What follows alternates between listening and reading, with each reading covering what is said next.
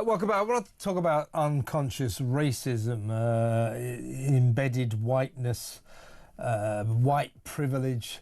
This is the system by which people who read The Guardian will tell people like me, well, you say you're not a racist, but you are, because you're white, you've got privilege, and you don't realise you're a racist. It's unconscious, but it's in you, because you're white. You're white.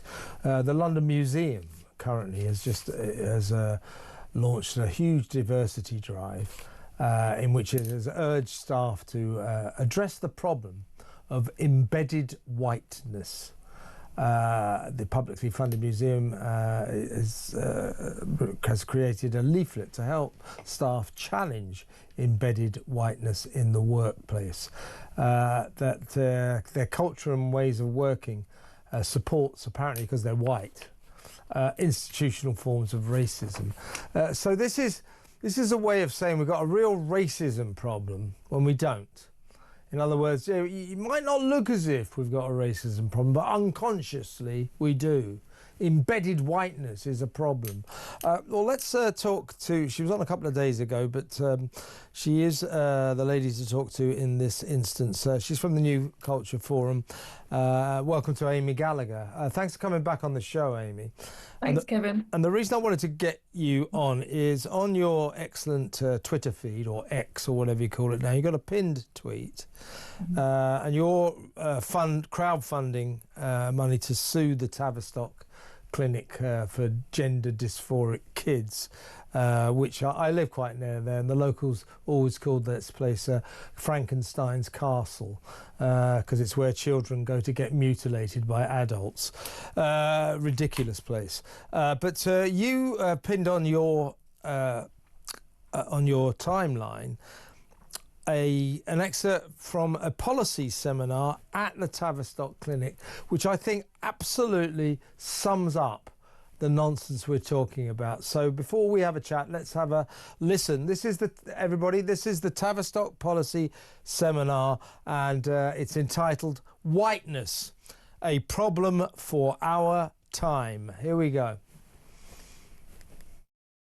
When we face our whiteness, we need to set aside our sense of uniqueness, the tendency we white people have to not see either our whiteness or our racism. White ignorance produces the ironic outcome that whites will in general be unable to understand the world they themselves have made. Facing the implications of being white is not comfortable. White fragility is not a weakness, but a way of protecting white privilege. White ignorance is the means by which we at the centre close our eyes to our privilege and the inherent privilege in whiteness, the reality of white privilege. As we face the guilt of whiteness past and present, we have to let go of the myth of our white innocence and purity. What a load of crap. Amy, exactly what is she saying there? It is that, isn't it? That you and me and all white people may not think we're racists, but we are. That's about it, yeah? That's pretty much it. Yeah, those are some quotes that were part of a lecture that was sent to me when I was at the Tavistock. And when I heard it, I was quite shocked. In the lecture, there was no opposing viewpoint. So all of those quotes that you just showed were presented as though they were fact. So I was being told that white people were all racist, even white children, that white privilege was a reality. So, yeah, and no evidence was given for any of this. It's just you have to just accept our word.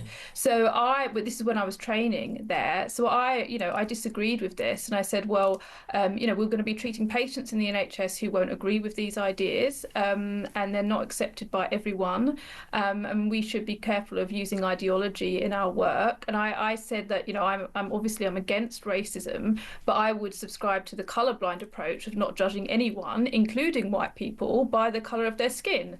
And I was told that was discredited and outdated, and that I wasn't a proper anti-racist. And I was put through kind of 2 years of bullying, essentially, until I was finally hounded off the course. So I'm in the process of suing them, and that's my crowdfunder at Stand Up to Woke, GoFundMe, where I'm kind of got probably a year longer of litigation against them, because they would not accept that there could be an opposing viewpoint. And that was 2 or 3 years ago now that happened to me. But as you said with this recent story, it's still happening. It's still, our institutions are still pushing this stuff. And it's the idea that all white people are unconsciously racist. And it's not something that you can prove or disprove. You're right. You're exactly right. Yeah. So when you and I, I'm not prone to say I'm not a racist. I'm anti-racism. You're not supposed to be a racist, obviously. People who go around saying I'm not a racist, I mean, it's a bit like saying I'm not a baby killer. You're not supposed to be a racist. You're not supposed to kill babies. It's an obvious thing. But this is the new resort of the kind of Guardian reading elite. You want to say, you don't think you're a racist. It's actually, ironically, we're going to be doing the Prince Harry story in just a little while. It's what Harry loves to accuse the royal family, and in fact most of us in Britain, of being guilty of, unconscious bias. So he's a great proponent of the unconscious bias syndrome. And if such a thing exists, which I don't believe it does, he's the worst exponent of it. Because he's now currently being called a racist, a bully, a misogynist, etc. So he's getting a taste of his own medicine. But what I say is this is a kind of, a middle-class liberal sickness, isn't it? It's as if they're going, what do you mean we can't complain about racism? Well, why can't we call everyone a racist? Well, they're not a racist, that's why. Oh, right, let's come up with a way that we can call people racists. How about they're unconsciously racist? They don't realise they're racist. It is desperately trying to find a way for them to say we live in a racist hellhole. What they might like to know, I've been around the world, lived in different countries. So this is one of the least racist countries on the face of the planet, on Earth. But these people won't have that, will they?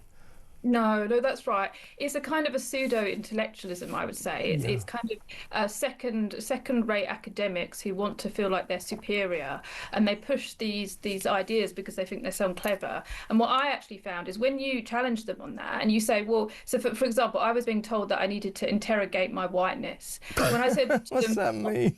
Yeah, I said to them, what do you mean? What do you actually want me to do? What would that look like? They sort of said, well, you just need to sort of think about it. And I was like, but what? How would I know that I've done it? Or how would you know that I've done it?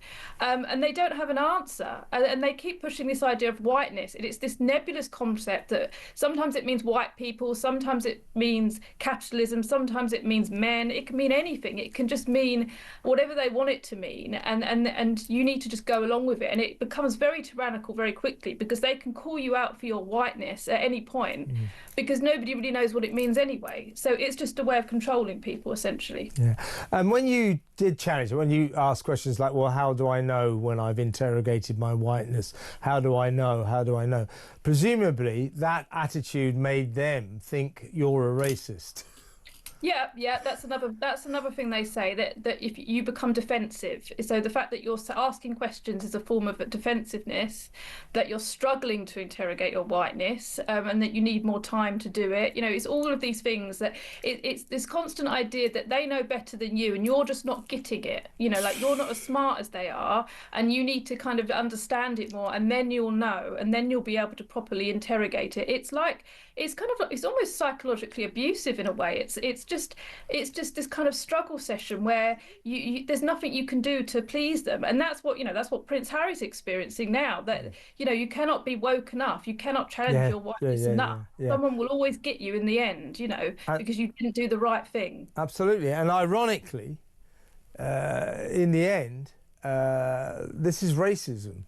Yes. The problem of whiteness, the whiteness problem. I mean, if you're going to have a problem of whiteness, then by extension there must be a problem of blackness. Yeah. You see what I mean? The differentiation of the races, and the attributing of different attributes, different characteristics to different race. That's racism. So these people, these unconscious bias proponents, the white privilege proponents, they're actually kind of racist. Yeah, Yeah, they are racist. As you said, if they were talking about a problem of Asianness or Jewishness, people would quite rightly say that's overt racism. But somehow they managed to get away with this term whiteness for several years now. And their claim is that we all need to challenge institutional racism. But I would say this constant fixation on white people and whiteness is a form of institutionalized racism. You're taking institutions that didn't have a problem with racism and you're injecting racism into them. So they're doing the exact opposite of what they're claiming to be. They're describing themselves when they describe you.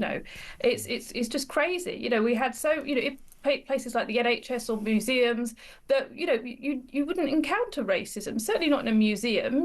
Where would you encounter it? But now they're pushing all of this racial stuff onto people all the time, and it is, as you say, it's racist. It's telling people that you can know about a person or what's going on in their mind based on the colour of their skin, which is racist, and there's no evidence for that anyway. It's a mad world, Amy. Listen, thanks for talking to us and good luck with your lawsuit. Keep us posted.